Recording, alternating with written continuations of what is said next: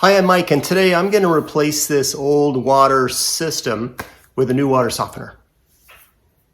Hey, if this is your first time here, don't forget to hit the subscribe button below so you don't miss anything. So I'm sure in its day this was a good water filter, but it is 8 years old now, and the maximum lifespan on this is between 5 and 7 years, and there is absolutely no maintenance to do on this thing. So I'm going to get rid of it and put in a water softener.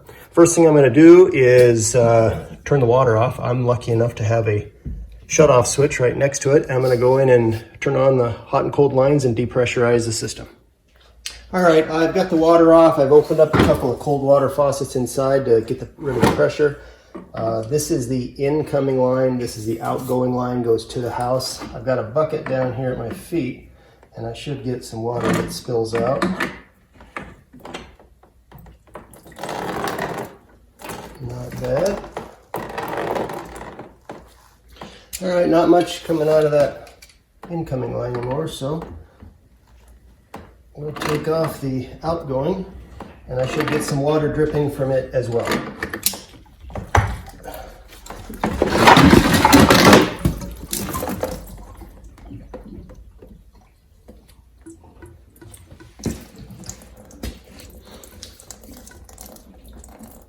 Okay, I think I'll remove this because, like I said, I'm going to use that. And that's nice and heavy, full of, I'm sure, years and years of sediment. All right, so I had to go get a couple of adapters to make everything fit. So this one's going to go on there. Then I'm going to attach this piece in the middle and connect everything together, but I'm going to wrap everything up with some Teflon tape first. All right, so time to start assembling.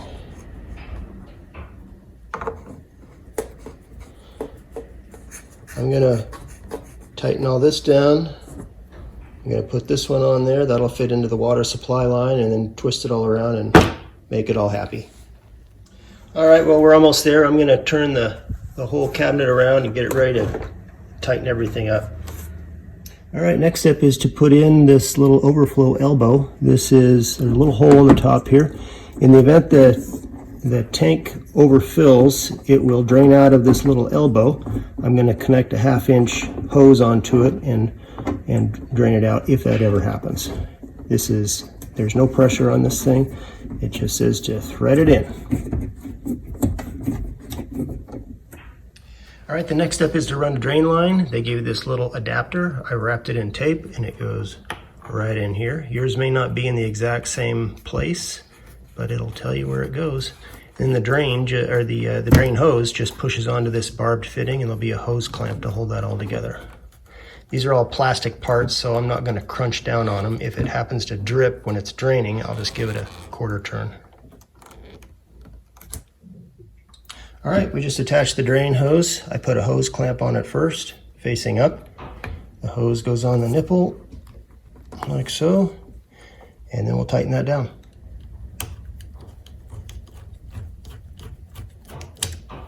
And there's the other end of the drain hose. Kind of a weird thing. Looks like somebody put on a shower elbow here, but it works.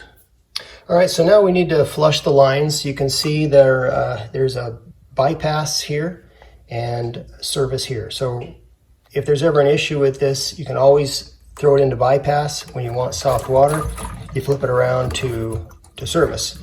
I'm going to keep it in bypass and turn my water back on and go let the water inside run for a little bit to clear everything out. I'm going to turn this on slowly and check for leaks. Next, we plug in the power cord back here, and we should see something come to life. There we go.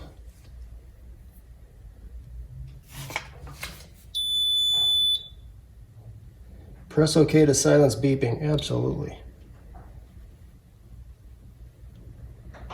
Now we get to program it.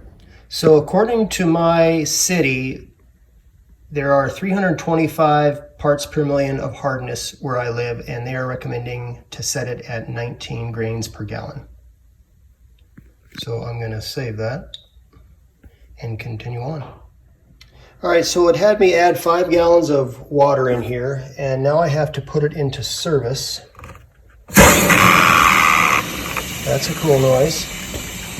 and then hit regen, which is right there, and it should go to the next step.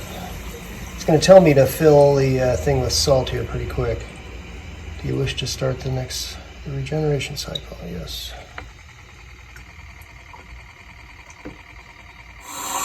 Alright, well there's brine refill, and I filled it up about halfway with salt. I've got one more bag I'm going to add. Well, there's my salt level.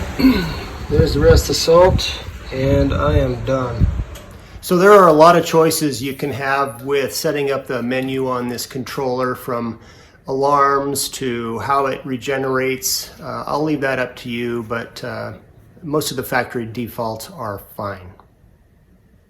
Well, I hope this video helped you. If you have any questions or comments, leave it in the comments section below. If you're interested in our franchise opportunity, I'll leave a link for that in the comments section below. Don't forget to hit the subscribe button, and we'll see you next time.